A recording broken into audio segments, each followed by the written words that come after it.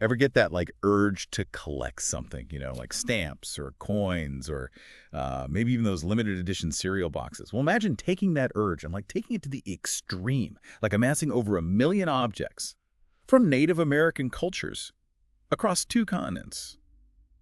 Today, we're diving into the story of George Gustav Heye, a man driven by a passion for collecting.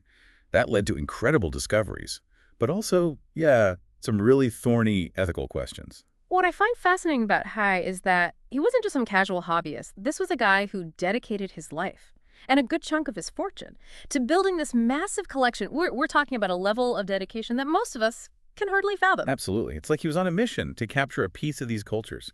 He saw us vanishing, but was it preservation Yeah. or obsession? Maybe a bit of both. And what does it tell us about the complicated relationship between collecting and the countries we collect from? That's the heart of it, isn't it? Haye's actions force us to examine our own assumptions about ownership, cultural sensitivity, and how we approach the preservation of history. So let's start with the man himself. George Gustav Heye, born in 1874, was a true New Yorker, born into a wealthy family with ties to the booming oil industry. Think opulent mansions, lavish parties, the whole 9 yards. And young George got to see a lot of the world thanks to his father's business travels. This early exposure to diverse cultures must have had some impact on him, even though he initially chose a very different path. Right. He went on to study electrical engineering at Columbia University, even serving in the National Guard. During those chaotic trolley strikes of the 1890s, it's like he was destined for a life in boardrooms, not museums. But then in 1897, something shifted. While working in Arizona, he bought a simple Navajo shirt. And that seemingly ordinary purchase sparked a lifelong fascination with Native American artifacts. Almost like a switch flipped in his mind, right? Yeah. He went from electrical currents to cultural currents, and there was no turning back. But this wasn't just about accumulating trinkets for Heye. Exactly. He moved from collecting individual pieces to amassing entire collections, often buying them outright from other collectors, and he wasn't afraid to spend big, often tapping into his family's fortune to fund these acquisitions. He sounds like a man possessed. But there's another layer to this story that makes it even more intriguing. He started collaborating with some of the leading anthropologists of the time, like Franz Boas and Marshall Seville. It's like he wanted to give his collecting a sense of academic legitimacy. This collaboration with experts is crucial. It suggests Heye was striving for something beyond mere possession. He wanted to be seen as a serious scholar, someone contributing to the understanding of these cultures. So was he genuinely trying to preserve these cultures he saw as fading away? Or was it something else entirely? Well, that question takes us to a pivotal moment in Haye's life, the creation of his museum, a project that would both solidify his legacy and ignite a firestorm of controversy. And speaking of controversy, there's another event from this period that really captured the public's attention. His very messy and very public divorce. Yes, the Blanche Heye saga. In 1914, Haye's first wife filed for divorce, demanding an unheard-of sum of $78,000 per year in alimony. It became a tabloid sensation, with everyone weighing in on the lavish lifestyles of New York's elite and the changing roles of women in society. It's amazing how this divorce grabbed headlines nationwide. It was like a real-life soap opera, unfolding before the eyes of the American public. And amidst all this drama, Heye was steadily building his collection and laying the groundwork for his grand museum. And this is where things start to get complicated. Because while Heye was championing the preservation of Native American cultures, some of his actions raised serious questions about his methods and motivations. You're talking about the incident in New Jersey, right? Yeah. The one where he got into legal trouble for excavating a Native American burial ground. That's the one. It happened in 1914, the same year as the divorce. And it really put Heye in the hot seat. On the one hand, he argued that he was doing important archaeological work, saving artifacts from being lost or destroyed. But on the other hand, he was accused of desecrating a sacred site and disrespecting Native American beliefs and traditions. This case really highlights the tension, between scientific inquiry and cultural sensitivity. It forced people to confront the question of whether the pursuit of knowledge could justify actions that many saw as deeply disrespectful. It definitely makes you think about who gets to decide what's considered preservation and who bears the cost. But amidst all this controversy, Haye's museum was finally becoming a reality. In 1916, he established the Heye Foundation and the Museum of the American Indian. But World War I delayed its grand opening. Until 1922, it was a massive undertaking, showcasing his vast collection. But even with the museum up and running, Haye's collecting continued with the same relentless energy. It seems like he couldn't stop himself. But the Roaring Twenties wouldn't last forever. When the stock market crashed in 1929, Heye's personal fortune took a major hit. This financial setback forced him to make some tough choices. He had to downsize the museum staff and scale back some of his ambitious plans. But even in the face of financial hardship, his commitment to collecting never wavered.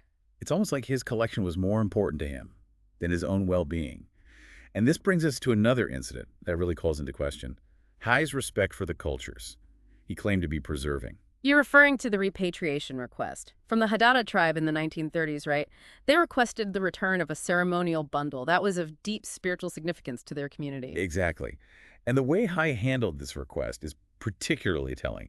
He basically led them on for years, making promises he didn't keep, and even going so far as to create a fake bundle, to try and pass off as the real one. This incident reveals a troubling disconnect between Heye's stated goals of preservation and his actual behavior. It suggests that for him. Ownership and control over these objects ultimately trumped the concerns and beliefs of the people they originally belonged to.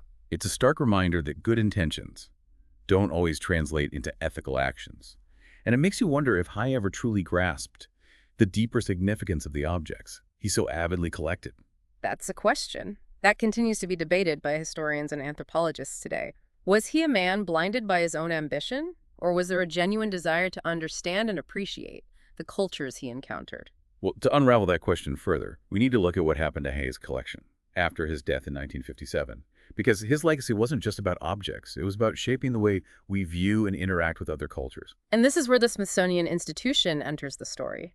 In 1989, they acquired Heye's entire collection, creating what is now the National Museum of the American Indian. It's a massive museum right here in Washington, D.C., but it's much more than just a place to display artifacts. It represents a significant shift in thinking of how museums should engage with indigenous communities and address issues of cultural ownership. Absolutely. The Smithsonian recognized that Heye's collection, while impressive, came with a complicated history. They made a conscious effort to involve Native American voices in the museum's design, curation, and programming, ensuring that their perspectives were central to the storytelling. And a key part of this new approach was the emphasis on repatriation, returning objects of cultural and spiritual significance to their tribes of origin. This focus on repatriation reflects a growing understanding that museums have a responsibility not just to preserve objects, but also to respect the wishes and beliefs of the communities those objects come from. It's a powerful example of how institutions can learn from past mistakes and strive for a more ethical and collaborative approach to cultural heritage. But it also raises some thought-provoking questions about the role of collecting in the 21st century. Indeed. What does it mean to collect responsibly? What are the ethical considerations we need to be mindful of? And how can we ensure that museums are not just repositories of the past, but also dynamic spaces for dialogue, understanding, and reconciliation? Those are questions that go far beyond the story of George Gustav Heye. They're questions that we all need to grapple with as we navigate an increasingly interconnected world, filled with diverse cultures and histories. Feels like we've only just scratched the surface of this complex story, Heye's collection. It's a window into a fascinating period in American history, but it also reflects these broader questions about how we interact with cultures different from our own water. What's striking is how relevant these questions remain today. Even decades after Heye's death, we're still grappling with issues of cultural appropriation, repatriation, and the responsibility of museums to be more than just repositories of the past. It's like Heye's legacy is still unfolding, prompting us to think critically about our own role in shaping the future of cultural heritage. So if we were to step back and try to make sense of it all, what do you think is the most important takeaway from Heye's story? For me, it's the realization that collecting, even with the best of intentions, can be a double-edged sword. It can lead to incredible discoveries and help preserve invaluable knowledge, but it can also perpetuate power imbalances and reinforce a sense of ownership that disregards the voices and beliefs of the cultures being collected. That tension between preservation and ownership is really at the heart of this whole conversation. Makes you wonder if there's a way to reconcile those two impulses. I think the answer lies in shifting our perspective. Instead of viewing collecting as a means of acquiring and possessing, we need to approach it as a way of engaging in a respectful dialogue with other cultures. That sounds like a pretty radical shift. How would that look in practice? Well, it starts with recognizing that cultural objects are more than just artifacts. They hold stories, memories, and deep spiritual significance for the people they belong to.